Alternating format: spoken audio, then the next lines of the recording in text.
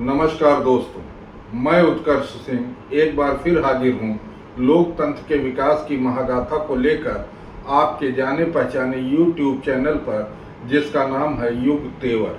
मित्रों, आपको याद होगा कि पिछले कुछ अंकों में हमने लोकतंत्र के सिद्धांत, उसके दर्शन और इतिहास पर बातें की थी। यदि आपने पिछले वीडियो न देखे हों तो मेरी आपसे गुजारिश है कि एक बार उन्हें अवश्य देख लें, क्योंकि उन्हें देखे बिना लोकतंत्र के विभिन्न पहलुओं के बारे में आपकी समझ पूरी तरह से पुख्ता नहीं हो सकेगी। उन वीडियोस के लिंक आपको डिस्क्रिप्शन में आसानी से मिल जाएंगे। आपसे मेरी विनम्र प्रार्थना, अनुरोध और इल्तजा है कि यदि वीडियो पसंद आए, उपयोगी प्रतीत हो तो उन्हें लाइक, सब्सक्राइब करें, कमेंट करें, क्योंकि इन्हें मैं और मेरी टीम बहुत ही परिश्रम से तैयार करती है और आपके द्वारा किया गया यह छोटा सा कार्य हम में ऊर्जा का संचार करता है, हमारे परिश्रम को चरितार्थ करने का काम करता है। तो आइए अब विषय पर आते हैं। पिछले वीडियो में हमने भारत के लोकतंत्र के ऐतिहासिक विकास पर परिचर्चा की थी और आज हम विश्व के अन्य भागों में हुए लोकतंत्र के ऐतिहासिक विकास पर विमर्श करने की कोशिश करेंगे। हमने जाना कि भारत में 1000 से 1500 BCE के मध्य विकसित ऋग्वैदिक सभ्यता के दिनों से ही लोकतंत्र के चिन्ह मिलना शुरू हो जाते हैं। ऋग्वैदिक सभ्यता आर्यों से संबद्ध रही थी और ऐसा माना जाता है कि 2100 से 1900 BCE के दौरान, मतलब भारतीय ऋग्वैदिक काल के आसपास ही, सुदूर यूरोप में स्थित यूनान या ग्रीस में भी आर्य बसावट शुरू हो गई थी। प्रारंभिक इतिहासकारों जैसे William James, Toynbee, H.G. Wells, Gordon Childe आदि ने इन्हें आर्य कहा, पर बाद के इतिहासकारों ने इंडो प्रोटो ग्रीक कहा और इंडो यूरोपीय भाषा भाषी कहकर पुकारा। यह भी कहा गया कि प्रोटो ग्रीक्स ने कोई आक्रमण नहीं किया, बल्कि ग्रीस में उनकी बसावट को प्रवासन या माइग्रेशन और सांस्कृतिक सम्मिलन का परिणाम कहना ज़्यादा उचित होगा। जो भी हो, पर जब ये प्रोटो ग्रीक यूनान पहुँचे तो उनका सामना वहाँ पहले से रह रही प्री ग्रीक संस्कृतियों से हुआ, जिनमें मिनोआन, साइक्लेडिक, हेलेडिक और अनातोलियाई प्रभाव वाली संस्कृतियां प्रमुख थीं। ये सभी संस्कृतियां पहले से विकसित रही थी। H.G. वेल्स का मानना है कि जब प्रोटो ग्रीक या आर्य यूनान पहुंचे तो उनके लिए एक विकसित सभ्यता के विकास हेतु कच्चा माल पहले से ही उपलब्ध था। यहाँ यह जानना रोचक होगा कि प्री ग्रीक संस्कृति मिनोआन की एक लिपि भी थी, जिसे लाइनर ए के नाम से जाना गया। यह सिंधु घाटी की चित्रात्मक लिपि की तरह ही थी। जिस तरह सिंधु घाटी की चित्रात्मक या पिक्टोग्राफी लिपि को अभी तक नहीं पढ़ा जा सका है, वैसे ही लाइनर ए को भी अभी तक इतिहासकार और भाषाविद पढ़ने में असफल रहे। खैर, जाहिर है प्रोटो ग्रीक्स ने इन प्री ग्रीक संस्कृतियों से काफी कुछ ग्रहण किया होगा और इस तरह एक नई मिश्रित संस्कृति अस्तित्व में आई, जिसे माइसीनी संस्कृति कहा गया। इसकी काल सीमा 1600 से 1100 BCE के मध्य मानी जाती। प्रसिद्ध लकड़ी के घोड़े या ट्रोजन हार्स की कहानी माइसीनी सभ्यता से ही जुड़ी थी। ग्रीक देवी देवताओं के प्रारंभिक स्वरूप भी इसी काल में जन्मे। ऐसा माना जाता है कि माइसीनी सभ्यता का पतन ग्रीस की ही पर्वतीय डोरियाई जनजाति के आक्रमण के बाद हुआ। इसके बाद डोरियाई जनजाति के लोग पूरे ग्रीस में फैल गए और जिनके पास जनजातीय परिषदों के संस्कार पहले से मौजूद थे। डोरियाई आक्रमण के बाद 1200 से 800 BCE का दौर ग्रीस के इतिहास में अंधकार युग के नाम से जाना जाता है। इस पूरे दौर में ग्रीस की सभ्यता और संस्कृति के विकास में एक ठहराव सा आ गया दिखता है। अंधकार युग का अंत हेलेनिक सभ्यता के उदय से हुआ, जिसके अंतिम दौर को स्वर्णिम क्लासिकल ग्रीक एज के नाम से जाना जाता है, और हेलेनिक लोकतांत्रिक विकास को ही आज हमारे अध्ययन के केंद्र में होगा। यही हेलेनिक संस्कृति आगे चलकर मध्यकालीन यूरोपीय रिनेसां का केंद्र, उसका प्रस्थान बिंदु बनी। सोक्रेटिस, प्लेटो और एरिस्टोटल की दार्शनिक टिकड़ी इसी हेलेनिक सभ्यता की देन थी। मैंने इस विकास क्रम का वर्णन इसलिए किया ताकि आप सभी व्यूअर्स की यह समझ बन सके कि हेलेनिक संस्कृति की परतें किन किन संस्कृतियों के योगदान से बनी। संस्कृतियों के क्षेत्र में कुछ भी शुद्ध नहीं होता। शुद्धता और एक रूपता की मांग संस्कृति के क्षेत्र में एक नाजायज मांग कही जा सकती है।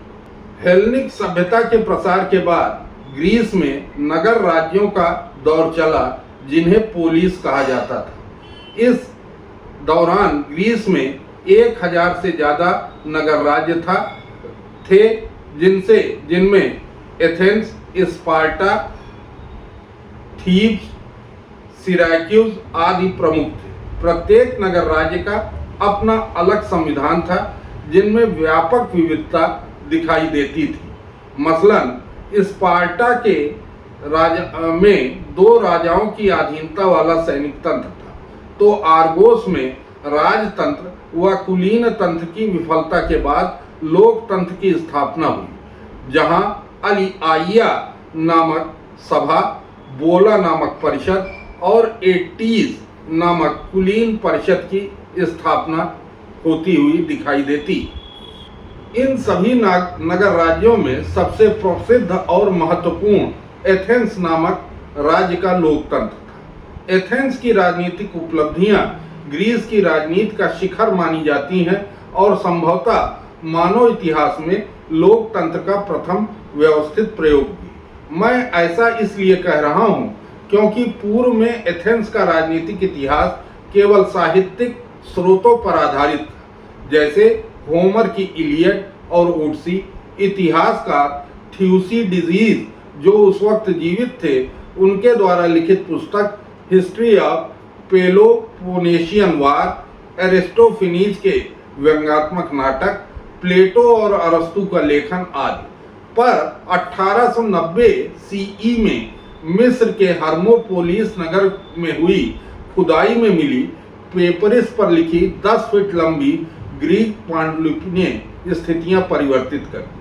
अध्ययन के बाद यह जानकारी मिली कि यह अरस्तु द्वारा जिन 158 संविधानों का अध्ययन किया गया था, उस परियोजना का ही एक हिस्सा है। इससे ग्रीस में लोकतंत्र की प्रत्यक्ष जानकारी प्राप्त हुई और इसे एथेनियन संविधान का नाम दिया गया। इसके अलावा एथेंस में प्रिंक्स पहाड़ी पर स्थित जनसभा स्थल के पुरातात्विक साक्ष्य, वहां के नगर चौक अगोरा के साक्ष्य, कांच की बनी मतदान गोलियां, जिन्हें क्लेरोटेरियन नाम से जाना जाता था, और एक लॉटरी मशीन भी प्राप्त हुई। एपिग्राफिक एविडेंस के रूप में संगमरमर और पत्थर की पट्टियों से उस समय के कानून लिखित रूप में प्राप्त हुए। इन समस्त साक्ष्यों से जो मुकम्मल तस्वीर उभरती है, उसके अनुसार तत्कालीन एथेंस में कई लोकतांत्रिक संस्थाएं अस्तित्व में थीं, जिनमें एक्सलेसिया, बुले, प्राइटनी, डिकास्टेरिया आदि प्रमुख थी। एक्सलेसिया जन सामान्य का प्रत्यक्ष लोकतांत्रिक मंच था, जिसमें 18 वर्ष के ऊपर का प्रत्येक पुरुष सदस्य बन सकता था। यह सभा युद्ध और शांति का निर्णय लेती थी, विदेश नीति और कानून को भी मंजूरी देती थी। इसकी बैठक हर 4 माह में प्रिंक्स नामक पहाड़ी पर होती थी। यहाँ हाथ उठाकर ओपन वोटिंग की जाती थी। बुले 500 सदस्यों की परिषद थी, जो लोकतंत्र को संचालित करने वाली नौकरशाही जैसी संस्था मानी जा सकती थी। बुले के सदस्य 30 वर्ष के ऊपर के नागरिक होते थे। एथेंस की 10 जनजातियों के 50-50 प्रतिनिधियों को बुले की सदस्यता प्राप्त होती थी, जिनका चयन 1 वर्ष हेतु लॉटरी सिस्टम द्वारा किया जाता था। बुले का कार्य था एक्सलेक्सिया की बैठक की योजना बनाना, प्रस्ताव तैयार करना तथा कार्यपालिका की निगरानी करना। प्रायटनी बुले का कार्यकारी भाग था। हर महीने 10 जनजातियों में से एक जनजाति के 50 प्रतिनिधि प्रायटनी के सदस्य बनाए जाते थे और इनमें से एक सदस्य हर दिन एक दिन का राज्य प्रमुख अर्थात एपिस्टेटस बनता था। यह प्रणाली रोटेशन ऑफ पावर के सिद्धांत पर आधारित थी, जिससे कोई एक व्यक्ति सत्ता पर कब्जा कर तानाशाह न बन जाए। डिकास्टेरिया नागरिकों द्वारा संचालित एक जन न्यायालय था।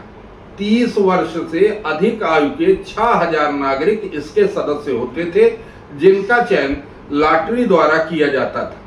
इनमें से 200 से 1500 को अलग अलग न्यायालयों में भेजा जाता था। दीवानी और फौजदारी मामलों का निर्णय यह बहुमत से और कभी कभी सीक्रेट बैलेट द्वारा किया करती थी। इसके अलावा स्ट्रेटेगोई अर्थात एथेंस के सैन्य जर्नल भी मतदान द्वारा चुने जाते थे। प्रत्येक जनजाति का एक अर्थात कुल 10 जनरल चुने जाते थे। उच्च शिक्षा, सैन्य अनुभव तथा नागरिकता इनकी अहर्ता होती थी।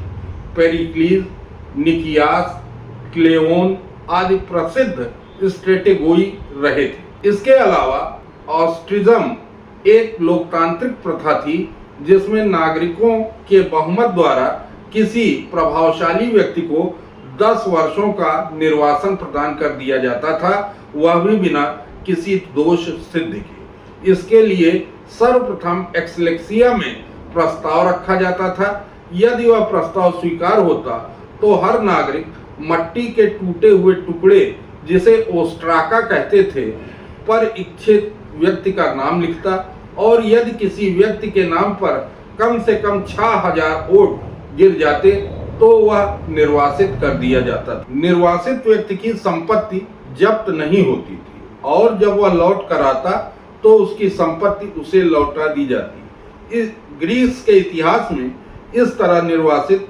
कई व्यक्तियों के उदाहरण प्राप्त होते हैं। इन उपलब्धियों के बावजूद ग्रीस के लोकतंत्र की कुछ निहित सीमाएं भी थी। वहां की कुल जनसंख्या का 10 से 15% हिस्सा ही वास्तविक लोकतांत्रिक प्रक्रिया में हिस्सा ले पाता था। स्त्रियों, दासों तथा विदेशी नागरिकों को भले ही वे क्यों न कर चुकाते हों, पर मताधिकार नहीं दिया जाता था। अधिकांश ग्रीक नगर राज्यों जैसे स्पार्टा, कोरिंथ व थीब्स में या तो राजतंत्र था या कुलीन तंत्र या तानाशाही थी। लोकतंत्र को पूरे ग्रीस की सामान्य प्रणाली कहकर नहीं पुकारा जा सकता। ग्रीस की सामान्य उपलब्धि लोकतंत्र नहीं थी। कई बार लोकतंत्र भीड़तंत्र या भावनात्मक दबाव का भी शिकार हो जाता था, जिसे पिछले वीडियो में दिखाया भी गया था। अनुभवहीन नागरिकों या अप्रशिक्षित न्यायाधीशों की भी नियुक्ति प्रायः हो जाया करती थी। अरस्तु और प्लेटो ने इन सब की आलोचना प्रामाणिक तौर पर अपनी पुस्तकों में की। 146 BCE के बाद ग्रीस में लोकतंत्र इतिहास बन गया। बाद में उसका स्थान रोमन प्रशासनिक ढांचे ने ले लिया। इसके कई कारण थे। एक तो एथेंस और स्पार्टा के बीच का युद्ध, जिसमें जीत के बाद स्पार्टा ने 404 BCE में मैसेडोनिया की प्रणाली लागू कर, जो लोकतंत्र विरोधी थी। 4वीं सदी BCE में मैसेडोनिया के शासक फिलिप द्वितीय के उभार ने इस लहर को और भी धीमा कर दिया। 146 BCE में रोमन अधीनता ने इस लोकतंत्र को पूर्ण रूपेण समाप्त कर दिया। ग्रीस का लोकतंत्र आदर्श तो नहीं था, लेकिन उसके प्रयोगों की सफलता और विफलता ने आगामी लोकतंत्रों को दिशा अवश्य प्रदान की। तो इस तरह हमने देखा कि आर्यों की दो अलग अलग शाखाओं ने विश्व में एक दूसरे से बहुत दूर स्थित क्षेत्रों भारतवर्ष और ग्रीस में लोकतंत्र के प्रारंभिक विकास में अपना अपना योगदान दिया। दोनों ही जगहों पर इन्हें अन्य संस्कृतियों या सांस्कृतिक स्तरों का सामना करना पड़ा। कम या ज्यादा स्तर पर दोनों ही देशों में असमानता का तत्व मौजूद था।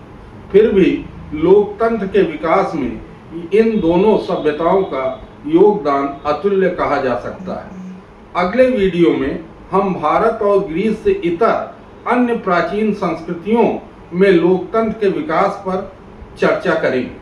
तब तक के लिए धन्यवाद। स्वस्थ रहें, यथोचित आनंद प्राप्त करें। नमस्कार।